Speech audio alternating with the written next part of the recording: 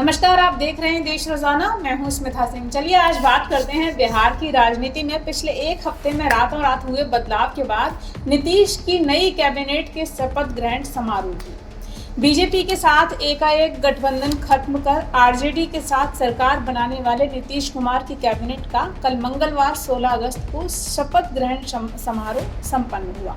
RJD Congress के साथ मिलकर बनी नीतीश कुमार की इस महागठबंधन की सरकार में कुल 31 मंत्री बनाए गए हैं, यानी मुख्यमंत्री नीतीश और उप मुख्यमंत्री तेजस्वी को जोड़कर कुल 13 जो मंत्री हैं उनका ये पूरा मंत्रिमंडल है, जिसमें आरजेडी से 17, जेडीयू से 12, कांग्रेस से 2, हिंदुस्तान आवाम मोर्चा से 1 और निर्दलीय 1 विधायक को मंत्री बनाया गया है।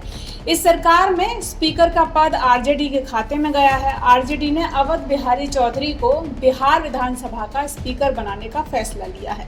नीतीश की पार्टी से उन सभी लोगों को मंत्री बनाया गया है जो पहले बीजेपी के साथ गठबंधन होते हुए मंत्री थे, जबकि आरजेडी से सुरेंद्र यादव, आलोक मेहता, तेज प्रताप यादव, कुमार सर्वजीत, रामानंद यादव, जितेंद्र रॉय, प्रोफेसर चंद्रशेखर सिंह, समीर कुमार महासेठ, अनीता देवी, शाहनवाज आलम और समीम अहमद मंत्रियों की लिस्ट में शामिल हैं। जिन चेहरों को पहली बार मंत्री का ताज मिला है उनमें सुधाकर सिंह, कार्तिक कुमार, इजराइल मंसूरी और सुरेंद्र राम शामिल हैं।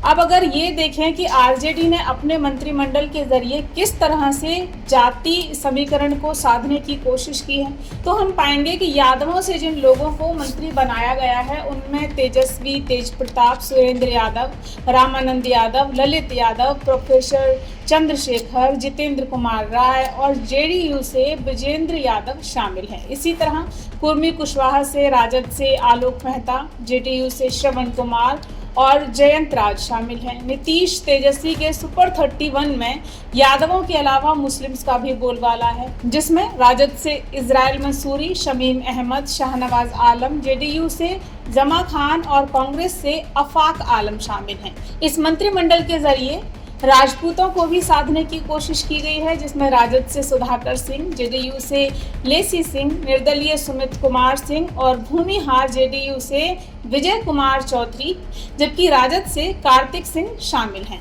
आइए कुछ खास मंत्रालयों जैसे कि शिक्षा, स्वास्थ्य, वित्त और विकास, पर्यटन के बारे में आपको बताते हैं कि किस किस पार्टी के किन किन विधायकों को मंत्री बनाकर ये मंत्रालय उन्हें दिए गए हैं और उनकी योग्यता क्या है। माने जिन चेहरों को इन मंत्रालयों का जिम्मा दिया गया है वो उस पद के निर्वहन के कितने काबिल हैं, बिहार के शिक्षा, स्वास्थ्य और विकास को आगे बढ़ाने में कितना सक्षम और सबल हैं। तो सबसे पहले शुरू करते हैं आरजेडी से, जिनमें सबसे ज्यादा लोगों को मंत्रियों का पद मिला है। तो आरजेडी कोटे से सबसे पहला नाम आता है उनके नेता तेजस्वी यादव का, जिन्हें नई सरकार में उप मुख्यमंत्री का ओहदा दिया गया है। साथ ही इनके कंधों पर 1-2 नहीं बल्कि 4 महत्वपूर्ण मंत्रालयों की जिम्मेदारी है। जी हाँ, तेजस्वी यादव को स्वास्थ्य, पथ निर्माण, भवन निर्माण, नगर विकास, ग्रामीण कार्य और पिछड़ा वर्ग, अति पिछड़ा वर्ग मंत्रालय की जिम्मेदारी सौंपी गई है। सब उनको ही देखना है, यानी बिहार का स्वास्थ्य, सड़क, ग्रामीण और पिछड़ों की सबलता और विकास सब तेजस्वी यादव को संभालना है। इसमें अपना तेज उनको दिखाना है।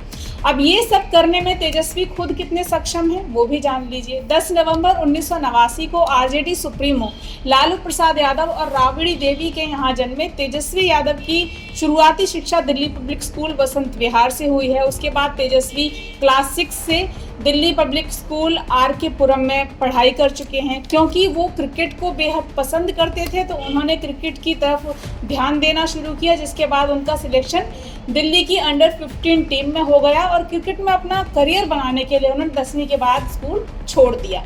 लेकिन कई लोग ये कहते हैं कि उन्होंने बाद में क्रिकेट में ग्रेजुएशन किया है। खैर, तेजस्वी दिल्ली डेयरडेविल्स के लिए भी आईपीएल खेल चुके हैं और अब दूसरी बार उप मुख्यमंत्री का कार्यभार संभाल रहे हैं। इससे पहले 2015 वाली नीतीश सरकार में भी वो 1.5 साल उप मुख्यमंत्री रह चुके हैं और इस तरह सिर्फ 26 साल की उम्र में उप मुख्यमंत्री बनने का श्रेय भी वो ले चुके हैं। अब बिहार के विकास, सड़क, स्वास्थ्य और को अग्रसर करने का श्रेय वो कितना ले पाएंगे वो उनका आगे का कामकाज बताएगा।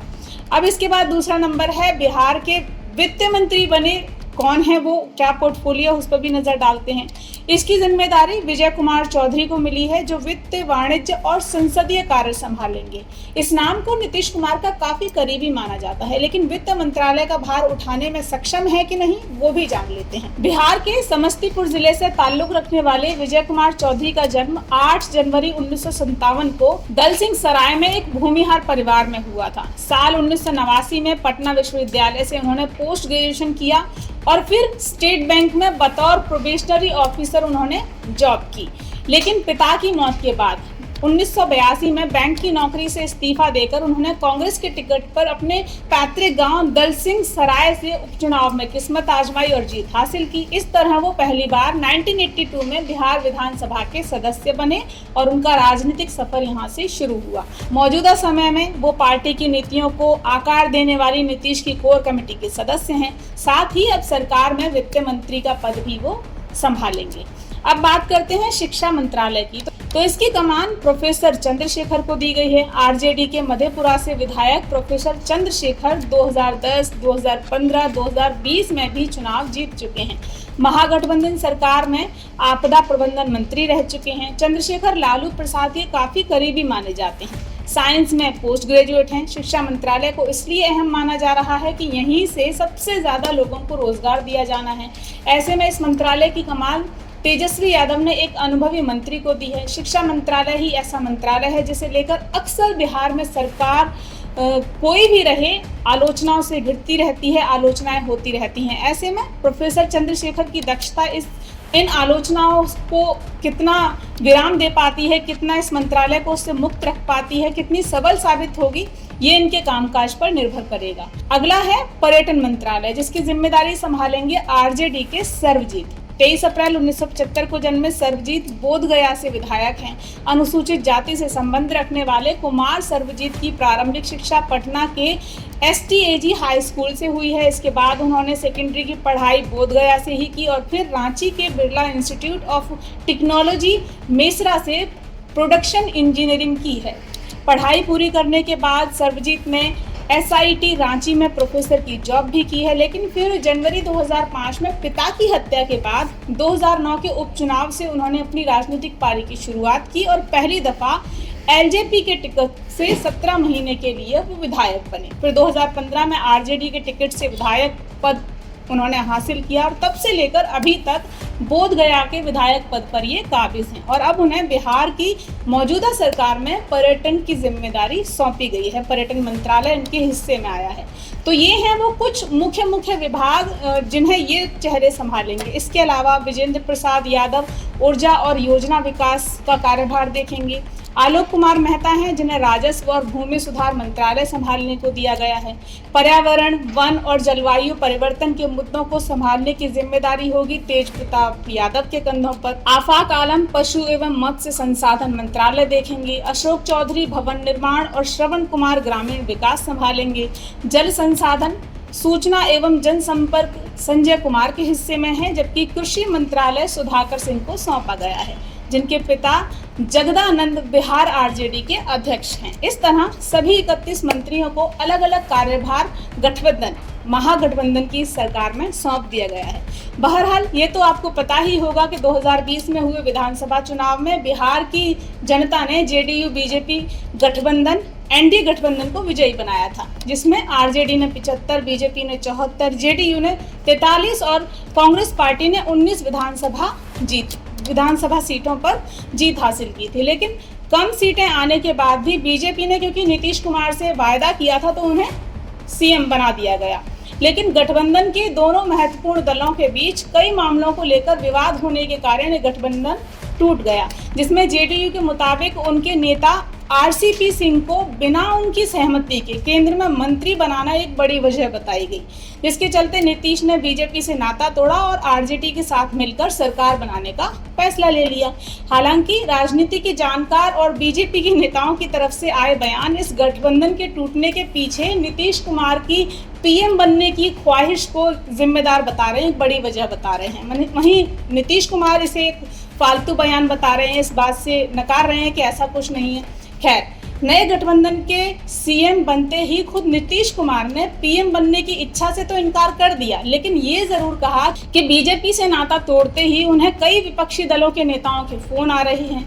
वैसे कांग्रेस के नेताओं के सशक्त नेतृत्व न मिल पाने के कारण पिछले कुछ समय में कई विपक्षी नेता 2024 को लेकर प्रत्यक्ष न सही अप्रत्यक्ष तौर पर पीएम पद के लिए लामबंदी करते हुए नजर आ रहे हैं, जिनमें ममता बनर्जी, चंद्रशेखर राव, शरद पवार और अब नीतीश कुमार का नाम भी शामिल हो चुका है।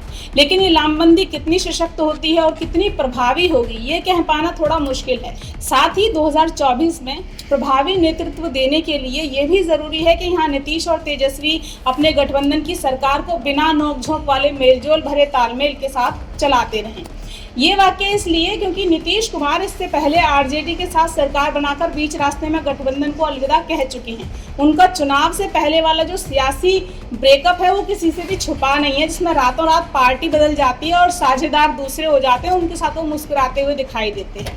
वैसे नीतीश कुमार ने 8वीं बार बिहार के मुख्यमंत्री पद की शपथ लेने के तुरंत बाद हुंकार भरी थी कि 2024 में जो आए थे वो 2024 में नहीं रहेंगी। सीधा संकेत पीएम मोदी की तरफ था। वैसे बिहार में अचानक हुए इस फेरबदल से अब भाजपा भी काफी चौकन्नी हो गई है और खबरें हैं कि गठबंधन पर यहाँ भी अलग रणनीति बनाई जा रही है। फिलहाल के लिए इतना ही, फिर मिलेंगे आपसे किसी नई जानकारी को लेकर। देखते रहिए देश रोजाना। अगर आपने अभी तक देश रोजाना सब्सक्राइब नहीं किया है तो चैनल को सब्सक्राइब करिए और वीडियोज को लाइक और शेयर करते रहिए। नमस्कार।